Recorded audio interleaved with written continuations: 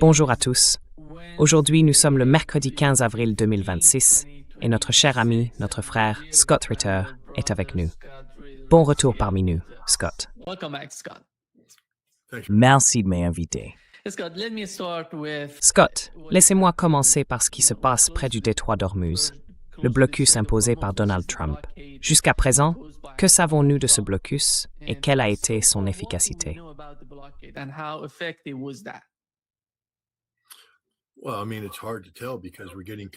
Eh bien, je veux dire, c'est difficile à dire, car nous recevons des rapports contradictoires du commandement central des États-Unis et de l'administration Trump, qui présentent ce blocus comme étant extraordinairement efficace. Et il y a des médias régionaux, très pro-américains, anti-iraniens, qui reprennent ce discours, insinuant en quelque sorte que le trafic circule librement dans le détroit d'Ormuz et que les Iraniens n'en ont plus le contrôle. Puis en comparaison, les rapports en provenance d'Iran affirment au contraire qu'ils contrôlent bel et bien le détroit, qu'ils perçoivent leurs droits de passage et que seuls les navires qui s'en acquittent peuvent le traverser.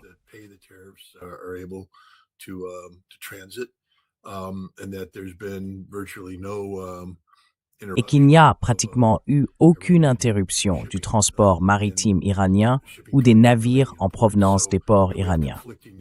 Donc, vous savez, nous avons des récits contradictoires. Je dirais que je soutiens la version iranienne, car elle semble plus ancrée dans la réalité.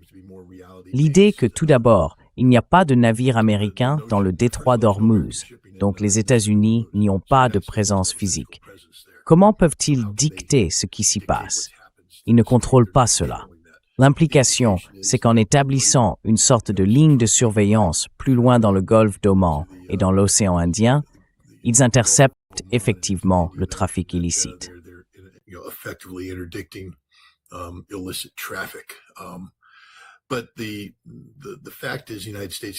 Mais le fait est que les États-Unis peuvent opérer près des côtes iraniennes. Et ils ne le font pas. Leurs navires opèrent à distance de sécurité, ce qui crée une immense zone tampon pour le passage des navires circulant sous la protection des défenses antimissiles iraniennes et en dehors du champ de contrôle de la marine américaine. Donc, logiquement, le récit avancé par le commandement central et la Maison-Blanche ne correspond pas à la réalité. Je veux dire, il est impossible d'en être certain. Mais j'ai toujours dit que ce blocus relevait du pur théâtre politique.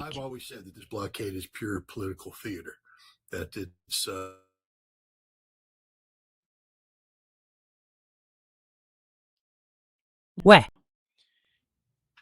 Nous sommes de retour. tu m'entends, Scott? Je t'entends. Oui, il y a juste eu une petite coupure d'Internet. Tu es de retour. J'ai toujours dit qu'il s'agissait d'un théâtre politique destiné à créer la perception de la puissance et de la supériorité américaine, afin que Trump puisse négocier plus efficacement, ce qu'il fait d'ailleurs encore. Les gens doivent comprendre qu'il n'y a jamais eu de rupture totale. Vance est rentré chez lui, et la haute direction iranienne aussi, mais à Islamabad, des équipes techniques continuent de travailler. Et il est maintenant question d'un retour d'une représentation de haut niveau à Islamabad dès jeudi. Donald Trump parle de 2 journées très spectaculaires à venir.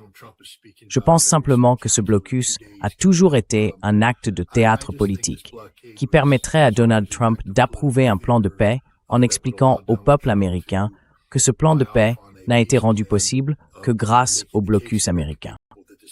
C'est mon opinion.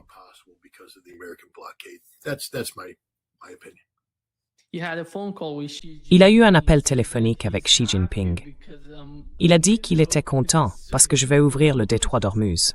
C'est incroyable, car le détroit d'Ormuz était déjà ouvert pour la Chine. Il n'avait aucun problème.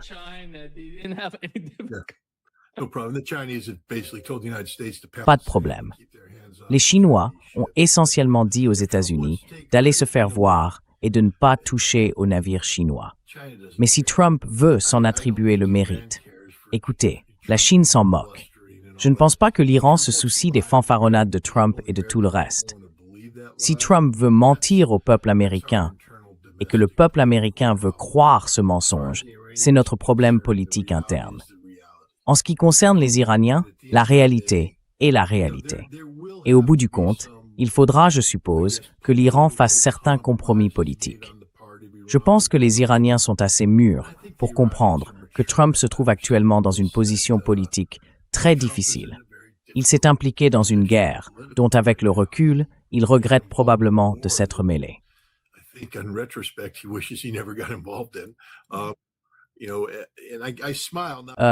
Vous savez, je souris non pas parce que d'un autre côté, cette guerre a coûté des milliers de vies, la plupart étant des vies iraniennes innocentes. Et les dégâts infligés à l'Iran sont bien réels. Ce sourire n'a pas pour but de minimiser ces pertes horribles. Ce sourire est plutôt une sorte de réaction physiologique face à toute cette stupidité. Je veux dire, c'est vraiment de la folie. Et ce président s'est enfermé dans un coin et il veut en sortir. Et il existe une voie de sortie. Mais il doit s'assurer que cette voie puisse être présentée au public américain comme une victoire de Donald Trump. Et c'est difficile à faire quand il n'y a eu aucune victoire, quelle qu'elle soit. Je veux dire, les États-Unis n'ont atteint aucun de leurs objectifs.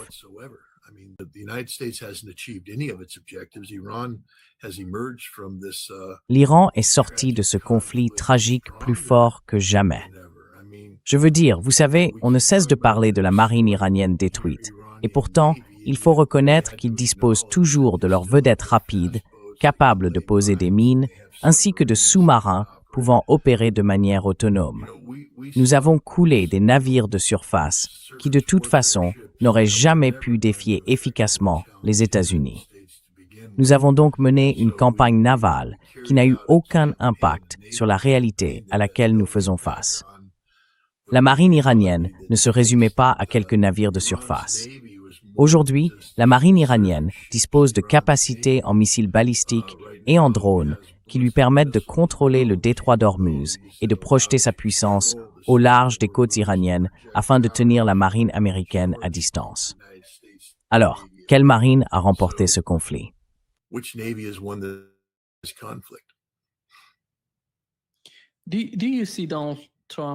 Voyez-vous Donald Trump reconnaître ses erreurs? Parce qu'il avait une sorte d'agenda, une certaine compréhension, ou l'on pourrait dire qu'il avait certains objectifs dans cette opération, qui, à mon avis, ont conduit à ce piège au Moyen-Orient. Le reconnaît-il?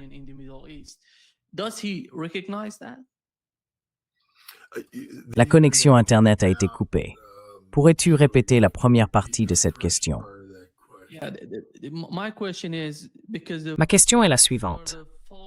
En raison d'une sorte de fausse hypothèse de la part de Donald Trump, il est entré dans cette guerre au Moyen-Orient. Reconnaît-il ces fausses hypothèses? Reconnaît-il son rôle dans ce qui lui est arrivé?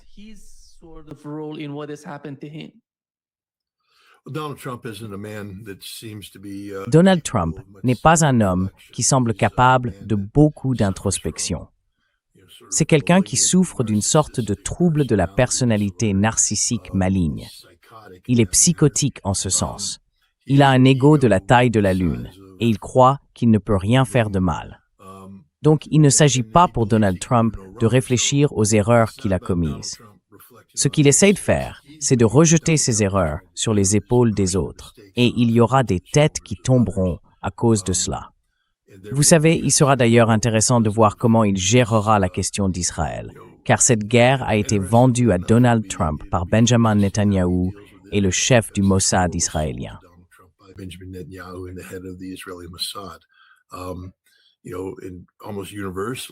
Vous savez, presque unanimement, les conseillers de Trump, qu'ils soient militaires ou civils, ont mis en garde contre le fait d'accepter les évaluations israéliennes pour argent comptant. Et aujourd'hui, à peu près tout ce que les Israéliens avaient avancé s'est révélé faux.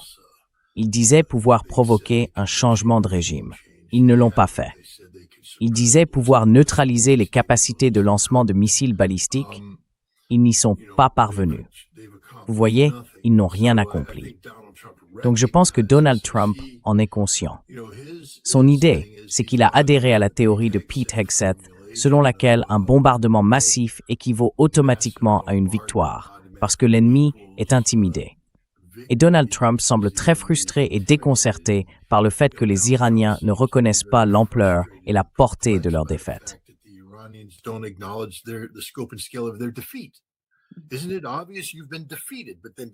N'est-il pas évident que vous avez été vaincu? Mais bon, Donald Trump ne comprend pas la guerre à ce stade, car faire exploser des bâtiments vides ou des bâtiments avec des civils à l'intérieur ne constitue pas une victoire. Et vous savez, la réalité, c'est que nous n'avons pas détruit grand-chose en Iran. C'est simplement un constat, et certains faits le prouvent. Par exemple, l'armée de l'air iranienne commence à sortir de ses installations souterraines.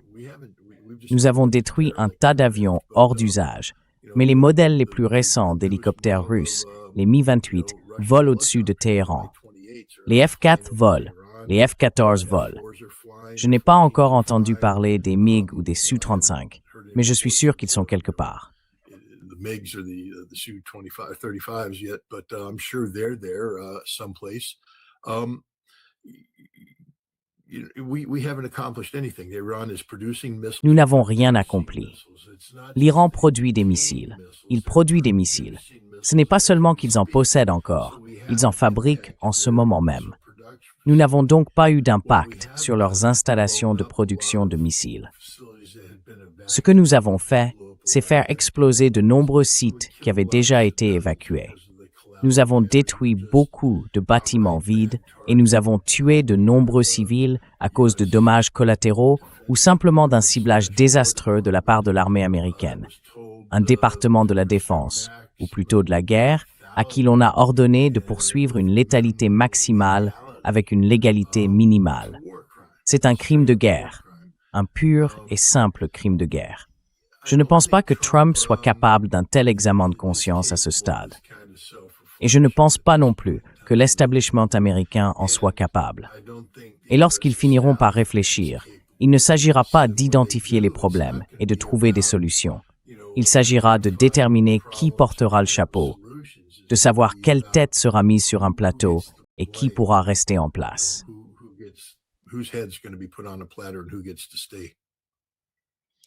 Scott, avant que cette guerre ne commence, tu te souviens, toi et moi, discutions des objectifs de la guerre, de ce qu'ils allaient faire. D'après ce que nous avions compris, sur la base de ce qui s'était passé pendant la guerre de 12 jours, Israël disposait de beaucoup de renseignements. S'il n'en avait pas, eh bien, il donnait vraiment l'impression d'en avoir. Il semblait en savoir beaucoup. Mais en regardant ce qui s'est passé jusqu'à présent, dans cette deuxième phase de la guerre, penses-tu qu'il se vantait d'une certaine manière auprès de Donald Trump? Parce qu'on dirait qu'il ne savait pas vraiment où se trouvaient les sites de production de missiles ou de drones. Il frappe simplement des civils.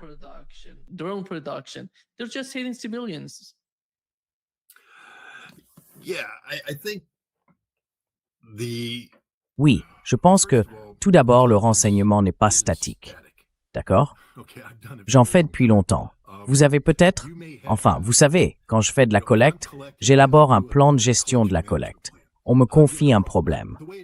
Le fonctionnement attendu du travail de renseignement, c'est que la direction identifie un problème, elle cherche des solutions.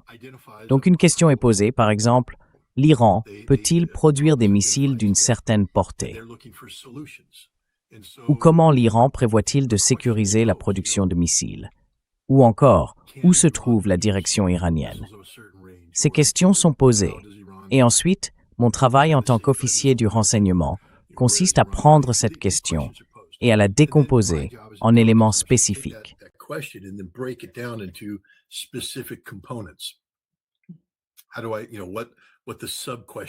Comment puis-je déterminer quelles sont les sous-questions? Et ensuite, pendant que je fais cela, je dois établir une évaluation et me dire, d'accord, quels sont les éléments essentiels d'information pour y répondre et comment vais-je recueillir ces informations? Si j'ai une question, quels atouts et quelles ressources vais-je utiliser? Je vais donc élaborer un plan de gestion de la collecte qui mobilise des ressources humaines, techniques, des images, tout cela, centré sur ce problème. Ensuite, je commence à recueillir des informations. Au fur et à mesure de la collecte, je peux affiner mes évaluations et poser de nouvelles questions. Mais si le travail est bien fait, on devrait parvenir à une réponse. Et ensuite, vous savez, on fait un compte-rendu à son supérieur, et le supérieur posera des questions de suivi.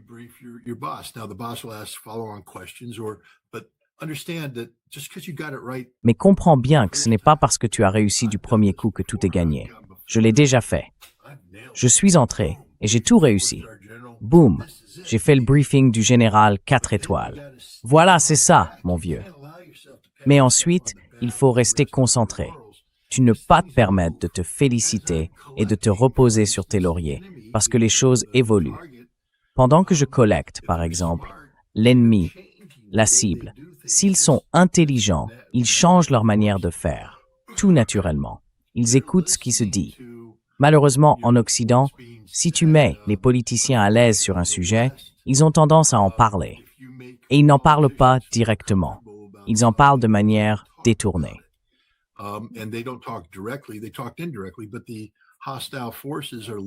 Mais les forces hostiles écoutent et elles se disent « Ils tiennent quelque chose là. Changeons ce que nous faisons. » Et si je ne fais pas mon travail, garder le filet déployé, surveiller les évolutions, alors je dois revenir et dire « Hey, patron, ce dont je vous ai parlé la semaine dernière.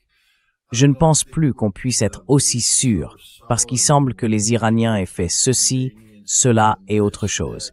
Ils pourraient aller dans cette direction. Boum, boum, boum. » Mais voyez-vous, une fois que le problème avec la communauté du renseignement, c'est qu'ils ne sont pas comme moi. Je m'en fiche complètement. Je vous dirai les faits tels qu'ils sont. Et j'ai déjà été viré. Le général Schwarzkopf m'a renvoyé en plein milieu de la guerre du Golfe parce que je lui ai dit une vérité qui dérangeait. Je ne vais pas manipuler les données pour faire plaisir au patron. Je vais lui dire les choses telles qu'elles sont. Et si cela le rend mécontent, c'est son problème, pas le mien. Sauf que j'ai été licencié. Ils m'ont réembauché parce qu'ils savaient que j'avais raison. Mais cela n'a pas d'importance.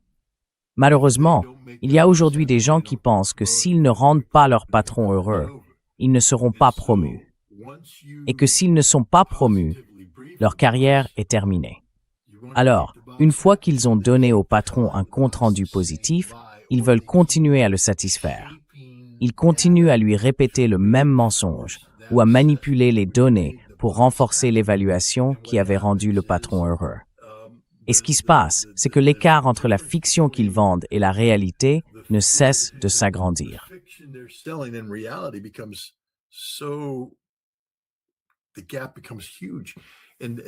L'écart devient énorme et c'est là que nous en sommes aujourd'hui. Je pense que, après juin, les Israéliens avaient acquis une bonne compréhension des Iraniens. Je veux dire, ils avaient mis en place des plans de collecte. Mais ensuite, ce qui s'est passé, c'est qu'ils se sont reposés sur leurs lauriers. Les Iraniens, en revanche, ont dû tout changer. Je veux dire, que faites-vous quand vous découvrez que le Mossad a construit des usines de drones sur votre propre sol et qu'elles y sont depuis longtemps? Vous n'allez pas simplement fermer l'usine de drones. Vous devez vous asseoir et vous demander comment diable cela a-t-il pu arriver? C'est un dysfonctionnement systémique au sein de notre système. Nous devons tout changer.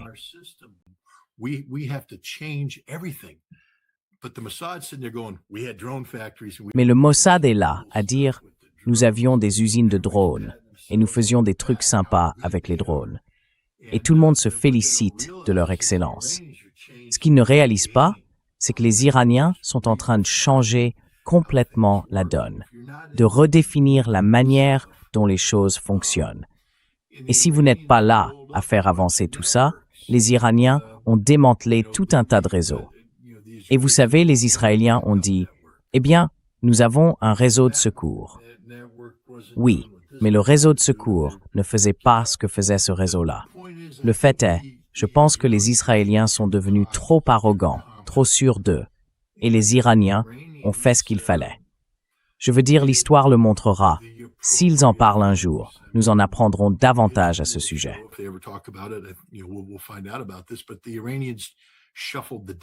Mais les Iraniens ont rebattu les cartes, pour ainsi dire. ce qui signifie que les Israéliens avaient une évaluation imparfaite. L'évaluation que Trump a reçue de Netanyahou et du chef du Mossad le 11 février pouvait être valable en juin, juillet, peut-être en août, mais elle a commencé à devenir obsolète en septembre, octobre, novembre. Ensuite, ils sont redevenus arrogants à cause des manifestations et se sont concentrés là-dessus. Ils n'ont pas compris que les Iraniens maîtrisaient tout.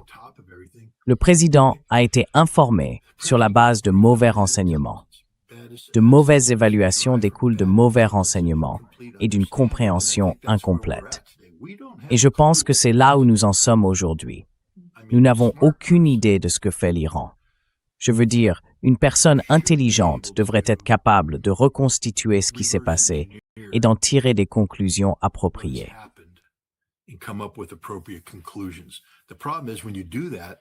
Le problème, c'est que, quand on fait ça, on se retrouve souvent avec une évaluation tellement éloignée de celle qui avait initialement été présentée au patron qu'il devient politiquement difficile d'aller le voir et de dire « tout le monde s'est trompé ».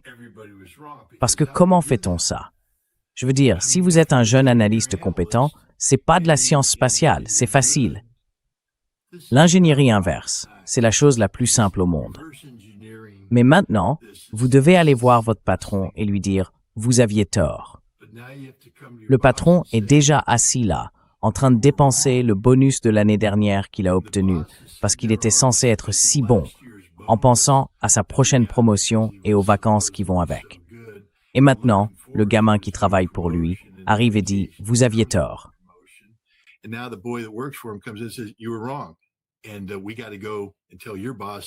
Et tu dois aller dire à ton patron qu'il avait tort. Personne n'a envie de faire ça. Alors ils disent « Eh bien Ritter, voyons un peu ce que tu as là. Hey Anderson ». Ils font venir Anderson, un bon lèche-botte docile. Regardez ça les gars. Anderson revient. Scott exagère là-dessus. Et il commence à étouffer les évaluations. Ensuite, ce qui se passe, c'est qu'un petit bout finit peut-être par remonter. Juste assez pour qu'il puisse blâmer telle personne, détourner l'attention sur telle autre. Mais on n'obtient jamais la réévaluation complète qui devrait avoir lieu. Voilà ce qui arrive quand le renseignement est politisé. Et la communauté du renseignement américaine est politisée à 100%. Nous ne savons plus dire la vérité. Nous n'avons plus de gens prêts à tout risquer pour défendre des évaluations de renseignement solides.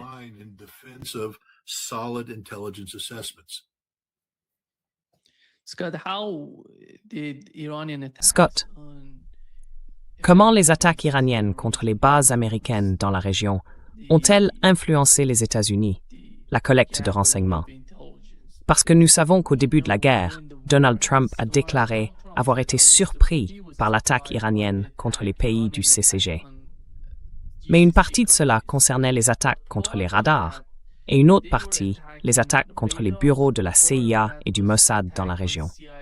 Comment cela a-t-il influencé l'ensemble du concept de collecte d'informations?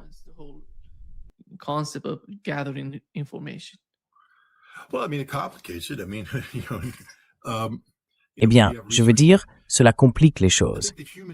Vous savez, la dimension du renseignement humain a été gravement perturbée, mais c'était inévitable, car la collecte de renseignements humains en temps de paix obéit à des règles complètement différentes de celles en temps de guerre.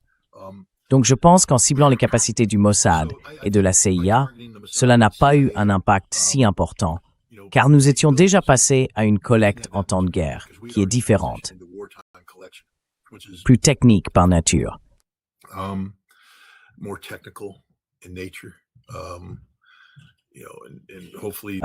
Vous savez, et j'espère que du point de vue iranien, ils ont pris cela en considération.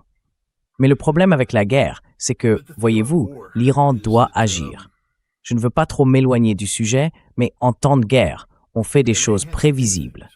Et parce qu'elles sont prévisibles, par exemple, moi, en tant que professionnel militaire, je pourrais faire certaines choses qui poussent l'Iran à réagir. On appelle ça secouer l'arbre. Ensuite, je concentrais mes capacités sur les fruits qui tombent de l'arbre. Et comme c'est la guerre, l'Iran n'a pas beaucoup de temps pour faire dans la subtilité. Ils vont passer à l'action.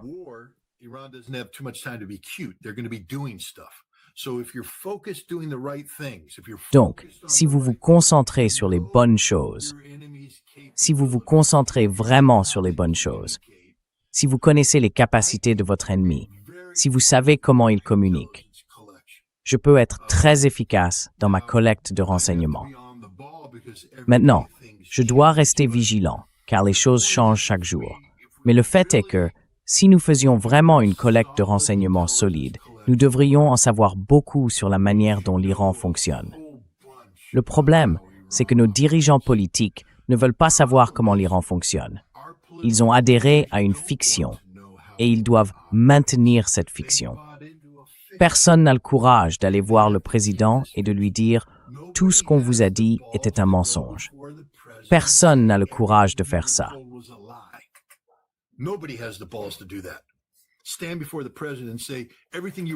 Tenez-vous devant le président et dites « Tout ce qu'on vous a dit était un mensonge, et tout ce que vous avez fait repose sur un mensonge, et vous devez y remédier, Monsieur le Président. » Il n'y a pas une seule personne dans la communauté du renseignement ou des politiques américaines qui ait le courage de dire cela au président en face.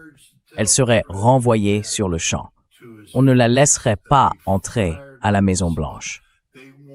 Et c'est ainsi que nous n'avons plus de personnes capables de produire un renseignement efficace, parce que ce renseignement est politiquement impossible à faire remonter dans la hiérarchie.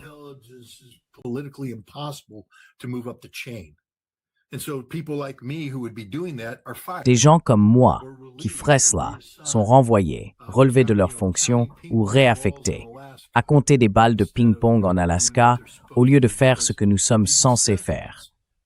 Parce qu'avec ces évaluations, on ne peut pas mener un blocus de l'Iran quand un bon renseignement indique que cela ne marchera jamais. Personne ne veut entendre que ça ne marchera jamais. Ce qu'ils veulent entendre, c'est « Oh, c'est une bonne idée ». Et ils vendent la fiction.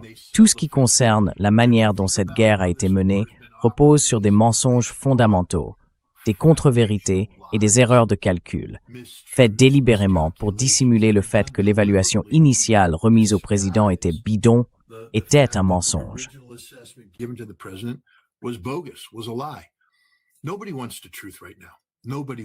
Personne ne veut la vérité en ce moment. Personne ne veut la vérité. Et par conséquent, écoute, les Iraniens sont arrivés à cette réunion d'Islamabad prêts à en découdre, avec des faits à l'appui. J'aurais adoré m'asseoir avec les Iraniens et examiner ces faits en tant que responsable politique, être là et prendre en compte leurs arguments.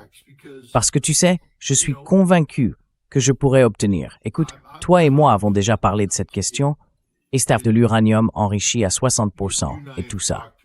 J'aurais amené les Iraniens à admettre que c'était une mauvaise idée, qu'ils n'ont pas besoin de ce matériau et qu'ils vont s'en débarrasser.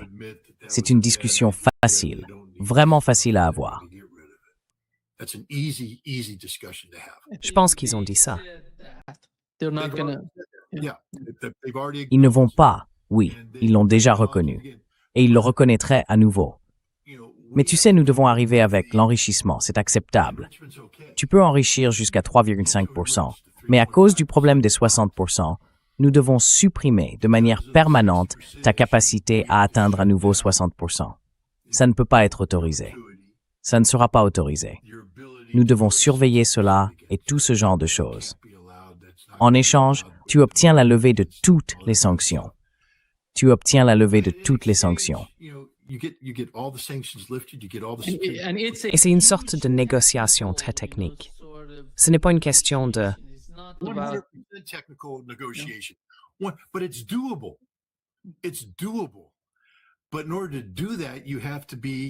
Mais pour faire cela, il faut arrêter la stupidité.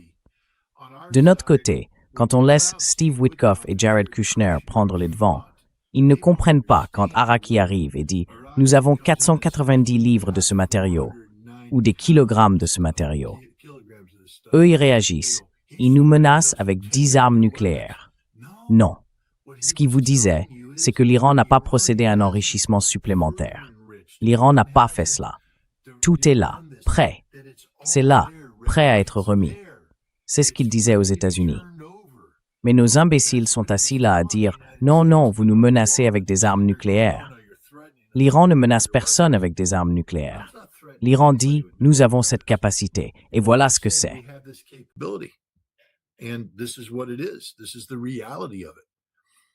C'est la réalité des choses.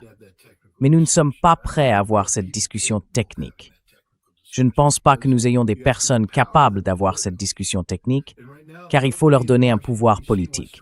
Et pour l'instant, personne à Washington, D.C. ne veut donner du pouvoir à la vérité. C'est la même chose avec le détroit d'Ormuz. C'est un problème facile à résoudre, un problème très simple à résoudre.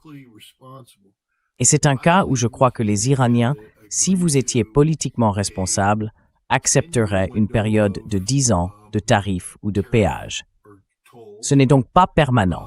Vous ne menacez pas le droit international de la mer, ni quoi que ce soit de ce genre. Mais vous reconnaissez le besoin inhérent de garanties de sécurité.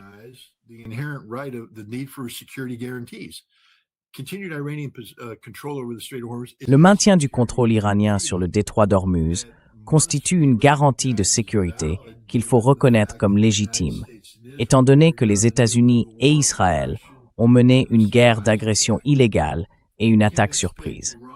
On ne peut pas s'attendre à ce que l'Iran renonce à son levier d'influence. Et le fait que les États arabes du Golfe aient soutenu directement ou indirectement cette attaque signifie qu'eux aussi doivent en payer le prix. Mais on peut présenter cela d'une certaine manière.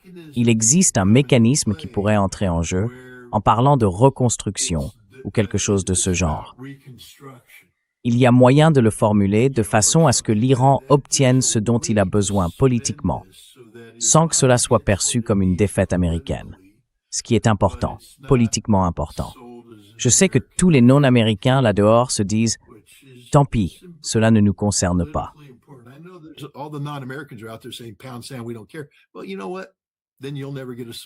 Eh bien, tu sais quoi?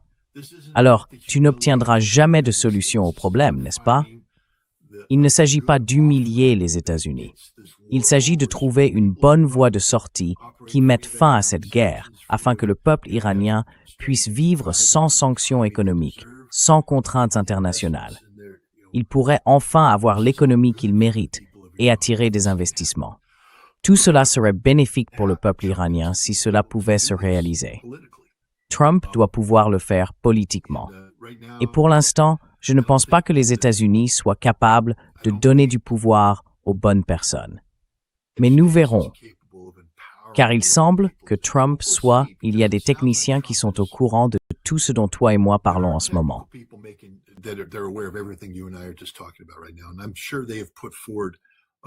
Et je suis sûr qu'ils ont présenté des documents de travail qui sont parvenus jusqu'au président. C'est pourquoi il semble optimiste à propos d'une grande avancée prévue pour jeudi. Nous verrons bien, car c'est Donald Trump, et on ne sait jamais vraiment ce qui va se passer. Mais je pense que Trump veut sortir de cette guerre. Il reconnaît que des erreurs ont été commises, mais maintenant, c'est devenu une question politique. Vous savez, s'il n'y avait pas de politique en jeu, cette guerre serait terminée aujourd'hui. Mais comme la politique s'en mêle, influencée par les élections de mi-mandat à venir, qui concernent entièrement l'héritage politique de Donald Trump, tout doit désormais passer par un filtre politique. Et cela complique énormément les choses.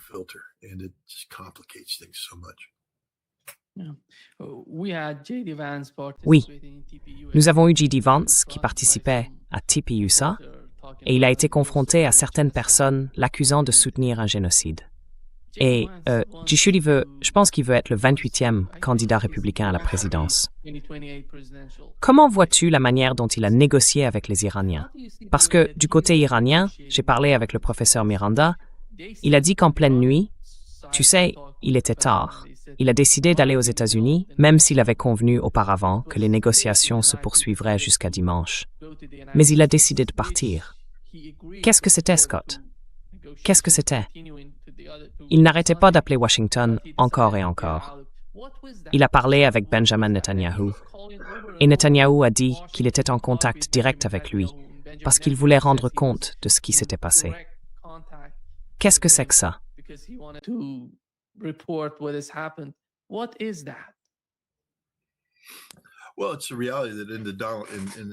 Eh bien, c'est une réalité que sous l'administration Trump, il n'existe pas de négociateur indépendant. La seule voix qui compte, c'est celle de Donald Trump. Ce n'est pas Richard Nixon donnant à Henry Kissinger la permission de partir, de résoudre des problèmes, puis de faire un compte-rendu. Le président était informé, et Kissinger disposait d'une grande latitude. J.D. Vance, lui, n'avait aucune latitude. Aucune latitude. Le fait qu'il y ait presque eu un protocole d'accord à Islamabad est uniquement dû aux Iraniens, qui sont arrivés très bien préparés. Ils ont su tirer parti du peu d'apports américains existants et le transformer immédiatement en quelque chose de concret. Ils étaient prêts à avancer. C'est dommage que nous ayons gâché cette occasion. Mais J.D. Vance, à mon avis, n'était pas là pour conclure un accord.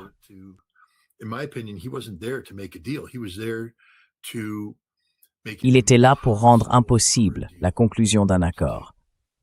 La raison pour laquelle il est parti à minuit, c'est que les Iraniens faisaient tout leur possible pour parvenir à un accord. Les Iraniens étaient prêts. Ils disaient, en substance, « Allons-y, réglons ça, voilà la proposition. Vous avez un problème, voici une solution. Vous avez un autre problème, voici une autre solution. Nous sommes prêts à faire ce qu'il faut pour conclure cet accord. » Et Vance n'avait pas le droit de finaliser l'accord. Donc il a dû partir. Parce que cela ne pouvait pas être permis. Si J.D. Vance avait conclu l'accord, si la négociation avait abouti, cela n'aurait pu être interprété que comme une victoire iranienne, que les États-Unis avaient rencontré l'Iran à Islamabad et qu'au final, les 10 points iraniens avaient servi de base à l'accord. C'est politiquement inacceptable. Ce qui devait se passer, c'est que nous devions aller là-bas, engager le dialogue avec les Iraniens, puis déclarer la fin des négociations à cause de l'intransigeance iranienne, puis nous retirer. Cela laisse à Donald Trump la possibilité de mettre en scène le théâtre politique d'un blocus qui est en réalité un véritable blocus. Cela lui permet de proclamer la victoire, ce qu'il a fait. Maintenant, il peut intervenir, conclure l'accord et dire que cela n'a été possible que grâce à la grande force et à la détermination dont il a fait preuve pour montrer aux Iraniens qui est le maître du détroit d'Ormuz. Mais maintenant que c'est résolu, nous allons passer à la reconstruction, une grande source de revenus, quelle que soit la manière dont il veut la présenter.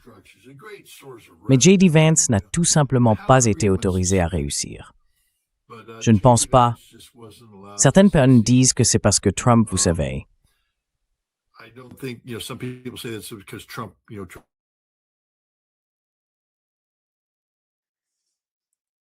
Yeah. We've lost. Je pense que certaines personnes ont dit que c'était à propos de Trump essayant de saboter Vance. Je ne pense pas que ce soit ça. Je pense simplement que c'était pour que Trump s'assure qu'au bout du compte, l'échec des négociations ne puisse pas lui être imputé. Il fallait que ce soit imputé à quelqu'un d'autre. Et cela lui laisse la possibilité d'arriver en sauveur, ce que je pense que nous verrons demain. Je crois que demain sera une journée diplomatiquement intéressante.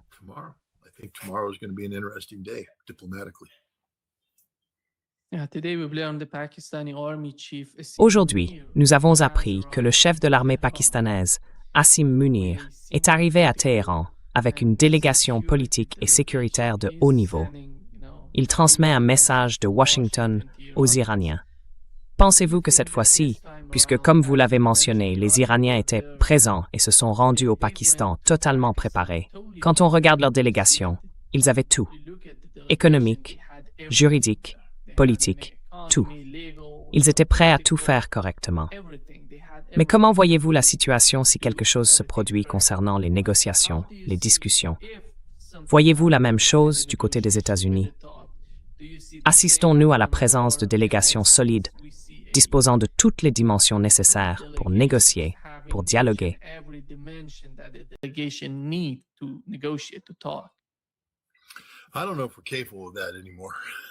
Je ne sais pas si nous en sommes encore capables. J'aimerais croire que oui, mais je n'en suis pas sûr. Ce que je constate, c'est que nous sommes devenus intellectuellement paresseux. Nous laissons les Iraniens faire tout le travail difficile, Ils vont utiliser le projet de protocole d'accord d'Islamabad comme base. Il a été renvoyé. Et il y a eu quelques ajustements. Je pense que lorsque nous nous rencontrerons, nous allons utiliser ce document comme fondement. Écoutez, j'adorerais que nous envoyions un diplomate chevronné, soutenu par tous les experts de la communauté américaine, pour faire ce que les Iraniens ont fait. Mais nous n'avons plus ce genre de capacité. Le département d'État a été vidé. L'approche de Donald Trump en matière de sécurité nationale et d'élaboration et de mise en œuvre de la politique étrangère consiste à éliminer tous les intermédiaires.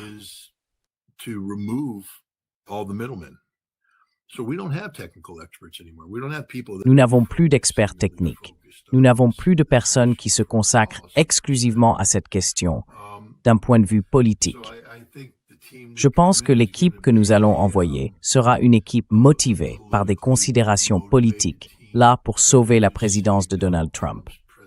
C'est une question de communication. Vous savez, l'Iran a fait tout le travail technique et les États-Unis, je pense que nous allons simplement envoyer une autre équipe de spécialistes du discours politique. Nous verrons à quoi cela ressemble. Je pense aussi que le ministre pakistanais de la Défense était présent parce que les Iraniens craignaient que les États-Unis ne les abattent, que les États-Unis ne fassent quelque chose de stupide. Et je pense que les Pakistanais ont dû rassurer les Iraniens sur le fait qu'ils n'étaient pas piégés par un stratagème américain.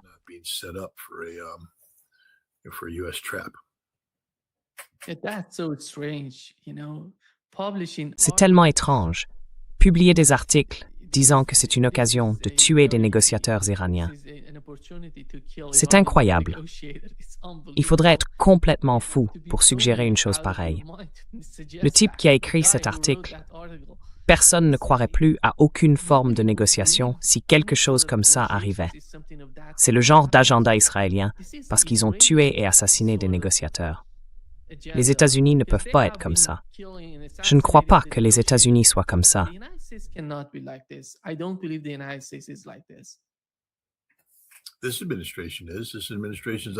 Cette administration est sans vergogne à propos de tout. Ils sont capables de tout. Je veux dire, c'est là où nous en sommes.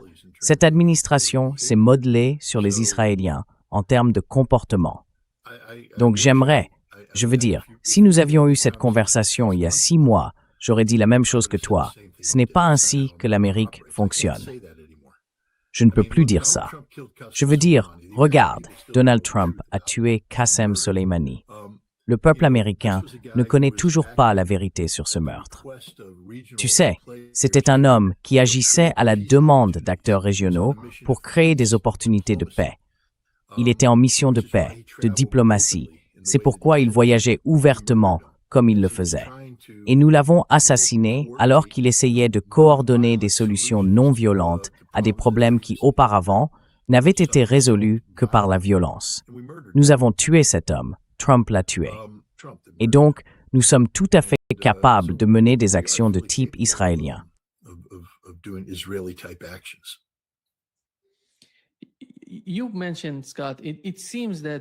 Tu l'as mentionné, Scott. Il semble que dans l'esprit de ceux qui sont les principaux décideurs aux États-Unis et en Israël, il persiste cette idée que le gouvernement iranien est idéologique, qu'ils sont radicaux. Mais personne ne voit l'attitude pragmatique du gouvernement en Iran. Je dirais qu'il n'y a rien de radical là-dedans. Si tu connais les gens, si tu leur parles, si tu observes leur manière de percevoir le conflit, la guerre, jusqu'à présent, plus de 40 jours après son début, il n'y a rien de radical chez eux, rien d'idéologique. Ils n'ont pas attaqué de civils. Le premier jour, une école primaire a été touchée par des avions de chasse et ils ne s'y sont pas rendus parce qu'ils savent ce qu'ils veulent. Ils savent ce qui est pratique pour eux. Et c'est ce que, selon moi, les États-Unis, tout comme Israël, ne parviennent pas à comprendre.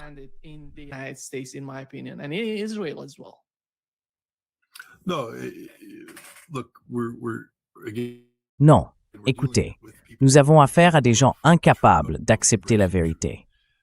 Pourquoi le régime iranien a-t-il survécu à la tentative d'assassinat contre Ali Khamenei? En Occident, nous le considérons comme un gouvernement de théocrates extrémistes. Les ayatollahs sont aux commandes. Mais ce n'est pas le cas. L'Iran est une république constitutionnelle.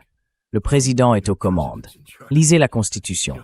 Le président détient beaucoup de pouvoir. Même lorsqu'on examine les différents conseils et comités, c'est le président qui les préside. C'est lui qui siège à la tête de la table. Oui, le guide suprême est présent, mais il l'est d'un point de vue religieux, pour veiller à ce que les politiques soient conformes aux fondements islamiques de la nation.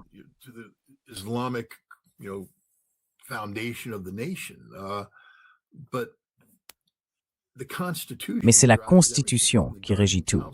Même le Conseil des gardiens et le Conseil de discernement existent pour garantir, vous savez, la conformité constitutionnelle. C'est un système en place depuis 5 décennies et il fonctionne. Et le peuple iranien, dans l'ensemble, y croit. Il y a des abus de pouvoir, bien sûr qu'il y en a, mais dire que c'est un régime d'ayatollahs fous et radicaux, c'est ne rien connaître à l'Iran. Vous ne comprenez pas comment l'Iran fonctionne. Vous ne comprenez pas comment l'Iran opère. Le mépris total que vous montrez envers le Majlis et tout le concept de démocratie, de représentation démocratique, etc. Eh bien, c'est là le problème. Et donc, vous savez, on ne peut pas permettre à des gens qui connaissent vraiment l'Iran de conseiller le président. Parce que la seule façon pour que ces politiques fonctionnent, c'est de croire à la désinformation sous-jacente sur l'Iran et son système de gouvernement.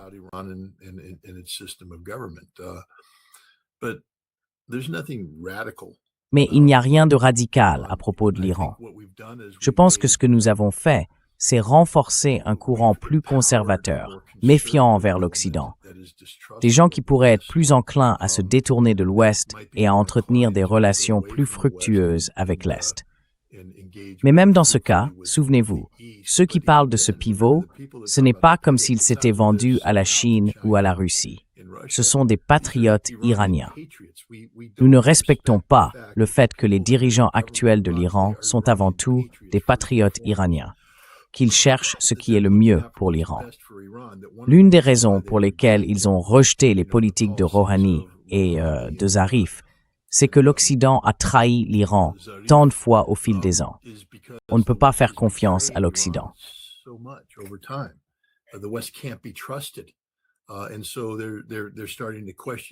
Et donc, ils commencent à remettre en question ceux qui pensent que nous devrions donner une chance de plus à l'Occident. Pour faire quoi? Pour trahir à nouveau l'Iran. Nous, en Occident, ne voulons pas légitimer les préoccupations légitimes de ces Iraniens plus conservateurs. Alors nous les radicalisons à la place.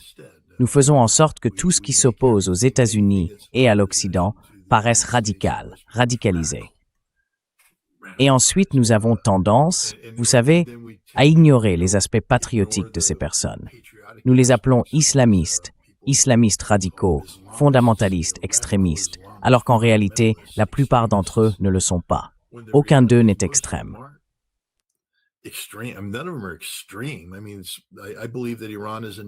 Je veux dire, je crois que l'Iran est une nation de grande foi. Et je crois que les personnes qui gravitent vers des postes de direction, puisque c'est une république islamique, sont des gens dont les convictions s'accordent avec la vision d'une république islamique. Mais cela ne fait pas d'eux des islamistes radicaux, des fondamentalistes ou des extrémistes, au sens où nous utilisons ces termes pour définir le wahhabisme, le salafisme, Al-Qaïda, Daesh et d'autres mouvements de ce genre. En Occident, nous sommes incapables de discerner les différences. Peut-être que nous en sommes capables, nous ne le voulons simplement pas, parce que la vérité est complexe et que nous préférons la simplicité. Et donc, nous adoptons des mensonges. Nous adoptons, vous savez, des récits inexacts, parce que c'est plus facile ainsi, parce que nous ne cherchons pas vraiment à gagner un débat sur la réalité de l'Iran avec les Iraniens.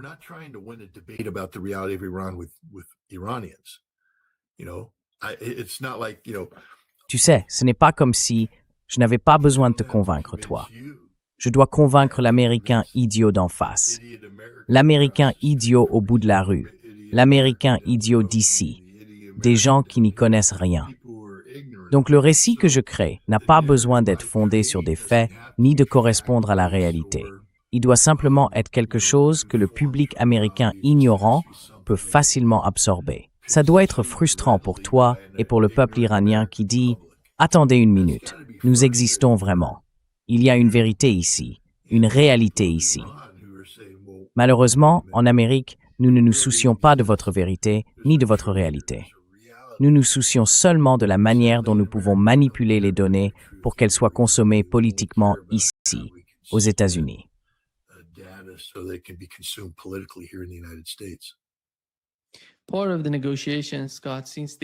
Une partie des négociations, Scott. Depuis le premier jour, l'Iran a déclaré que sur tous les fronts, il devait y avoir une fin à la guerre. L'un de ces fronts concerne le Hezbollah au Liban. Israël a même eu ses premiers pourparlers directs avec le gouvernement libanais, mais il semble que le résultat pourrait être une guerre civile au Liban s'ils poursuivent dans cette direction. Quelle est votre compréhension de cela?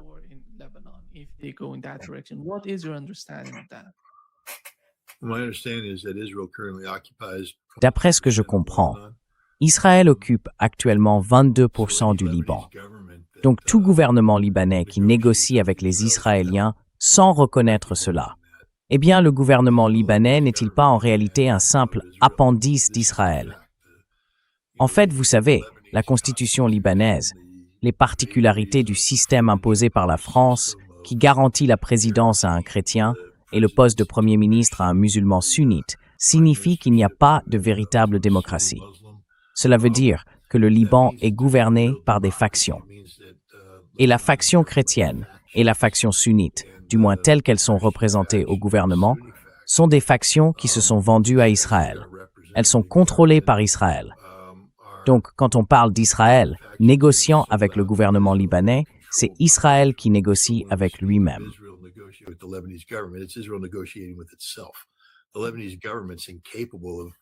Le gouvernement libanais est incapable de faire cela. L'idée selon laquelle le Hezbollah, qui tire sa légitimité même du concept de résistance à l'occupation israélienne, qu'Israël ne peut pas vaincre le Hezbollah, et qu'il se tourne donc vers les Libanais en disant « Vous devez désarmer le Hezbollah » est absurde. Ainsi, l'armée libanaise, au lieu d'affronter l'entité étrangère qui occupe 22% de leur territoire et massacre leur population, devrait maintenant quoi? Se retourner contre le Hezbollah. Cela n'arrivera pas. L'armée n'obéira pas à ses ordres, car elle comprend quelles en seraient les conséquences. L'armée ne peut pas vaincre le Hezbollah dans un affrontement direct. Et si elle essaye, cela deviendra une guerre civile. Et quand cela deviendra une guerre civile, vous savez, soudainement, les contraintes politiques qui pèsent sur le Hezbollah n'existeront plus, et vous verrez un autre Hezbollah.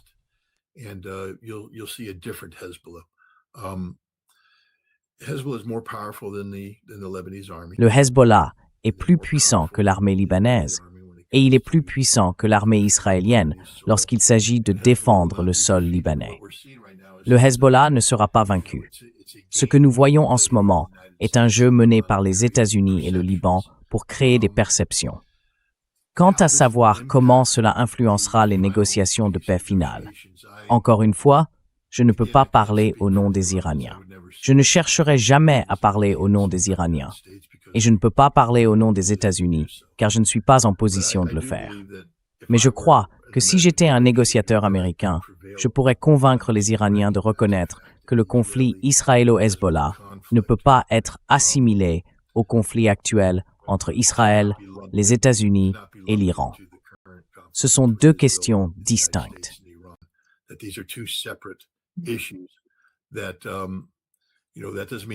Cela ne veut pas dire que nous allons donner carte blanche à Israël pour agir, mais nous devons reconnaître la réalité. Nous n'allons pas résoudre le problème libanais aujourd'hui. Par conséquent, nous devons le reporter sous un autre format. Nous pouvons prolonger le cessez-le-feu. Nous pouvons chercher une cessation permanente des hostilités entre les États-Unis et l'Iran et prolonger le cessez-le-feu, en comprenant que nous ne pouvons pas garantir les résultats ici. Je pense que c'est une approche responsable. Tout d'abord, c'est un format qui n'exige pas de l'Iran qu'il cesse de financer le Hezbollah. ce que l'Iran ne fera pas. Donc je pense qu'en traitant ces questions séparément, et c'est la même chose avec les Houthis, je veux dire, il y a encore des problèmes non résolus entre les Houthis et l'Arabie saoudite. Ce conflit n'est pas encore terminé. Et je pense toujours que je pourrais m'asseoir avec les Iraniens et dire que nous devons traiter le Yémen comme une question distincte également.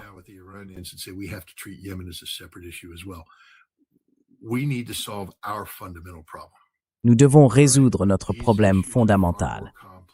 Mais ces questions sont bien plus complexes. Elles impliquent des acteurs extérieurs au cadre de notre conflit. Nous devons donc mettre en place un mécanisme efficace pour maintenir l'engagement et résoudre ces conflits. Et je dirais aux Iraniens, sans empêcher votre capacité à aller de l'avant, que je veux que les sanctions contre l'Iran soient levées. Je le dirai en tant que négociateur américain. Je veux que ces sanctions soient levées. Nous ne pouvons pas lever ces sanctions si nous les relions au Yémen et au Liban, car ces problèmes ne seront pas résolus du jour au lendemain. Si nous les relions, cela signifie que cette affaire s'éternisera indéfiniment.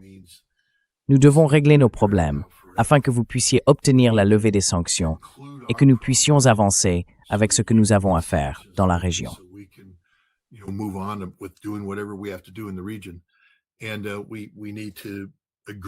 Et nous devons convenir que nous allons tous participer. Peut-être pouvons-nous parler de cadre. Peut-être pouvons-nous faire appel à des médiateurs chinois. Peut-être pouvons-nous faire certaines choses pour changer la dynamique. Parce que si j'étais les Iraniens, je dirais, donc, vous proposez simplement de continuer à faire ce que nous faisions avant, ce qui n'a pas fonctionné et n'a conduit qu'à des attaques israéliennes et américaines contre le Yémen et le Liban. Je pense donc qu'il serait judicieux d'envisager d'impliquer d'autres parties pour faciliter ces négociations, les Chinois, les Russes et ainsi de suite, afin de réduire le rôle des Américains. Franchement, à quel point est-ce absurde d'avoir les États-Unis avec le Liban et Israël en train de négocier l'avenir du Hezbollah? C'est un cadrage tout simplement ridicule. Bref, voilà. Le Hezbollah n'est pas le Hamas. Le Hezbollah, c'est quelque chose de plus que cela. Tout le monde connaît le rôle que le Hezbollah joue au Liban. Le Hezbollah a vaincu les Israéliens en 2000. Ils les ont tenus en échec en 2006 et ils les battent aujourd'hui. Donc tu sais, oui, le Hezbollah est le Hezbollah. Il ne va pas disparaître de sitôt.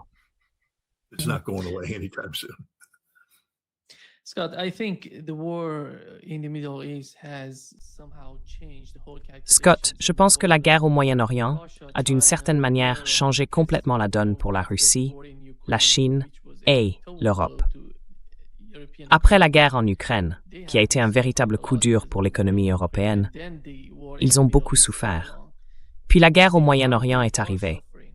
On peut voir à quel point ils souffrent au fil du temps, surtout avec ce qui se passe dans le détroit d'Ormuz, par exemple. Comment vois-tu la manière dont Donald Trump a essayé de faire pression sur l'Arabie saoudite? C'est la première fois que j'ai vu le ministre saoudien des Affaires étrangères dire « Non, nous allons décider de notre propre politique. Notre politique sera fondée sur nos calculs, pas sur ceux de l'administration Trump. » Je n'ai jamais vu l'Arabie saoudite s'exprimer de cette façon. Et comment vois-tu l'influence que la guerre a eue sur les calculs des pays du CCG?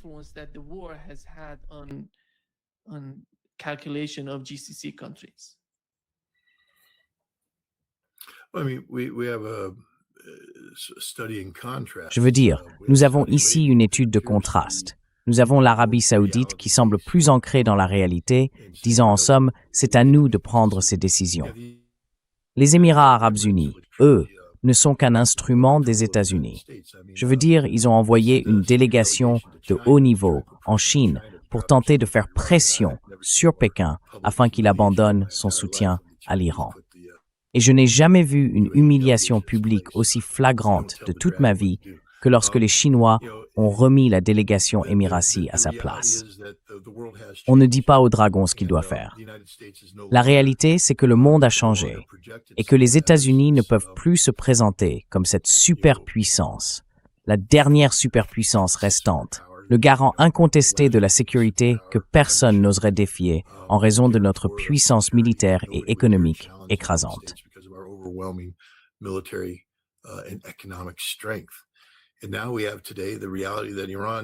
Et aujourd'hui, nous sommes face à la réalité que l'Iran a réussi à tenir tête militairement aux États-Unis et que les États-Unis n'ont pas réussi à les briser économiquement. Le monde est devenu un endroit bien plus complexe et nuancé où des forces se sont accumulées en Chine, en Russie et ailleurs que les États-Unis ne peuvent pas surmonter. Vous savez, les nations arabes du Golfe, qui ont, depuis 4 décennies, adhéré à la doctrine Carter, selon laquelle, vous savez, l'Amérique garantit la sécurité, mais en échange, vous garantissez que vos politiques étrangères s'aligneront sur celles des États-Unis. Vous savez, il y avait...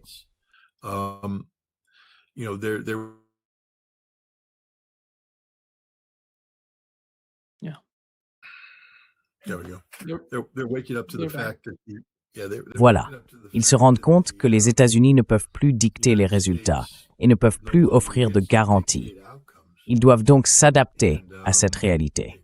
Certains s'adaptent plus vite que d'autres. Je pense que l'Arabie saoudite commence à voir la lumière, tandis que les Émirats arabes unis continuent de se complaire dans leur propre ignorance.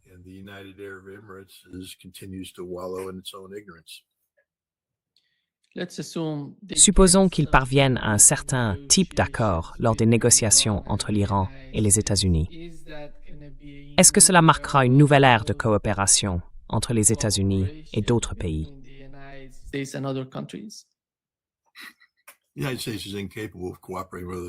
Les États-Unis sont incapables de coopérer avec d'autres pays sous Donald Trump.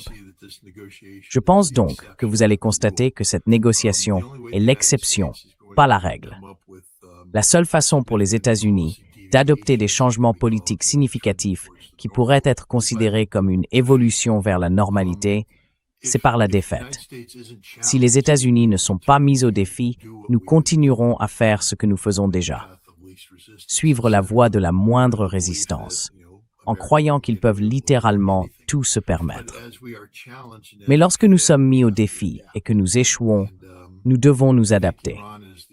Et je pense que l'Iran est le premier exemple d'une série d'adaptations qui auront probablement lieu au cours des prochaines années.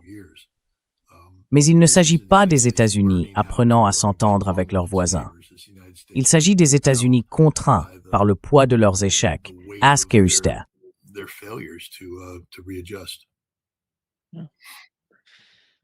Merci beaucoup, Scott, d'être avec nous aujourd'hui. Un grand plaisir, comme toujours. Merci beaucoup de m'avoir invité. J'espère que vous allez mieux. Merci. À bientôt, Scott. Au revoir.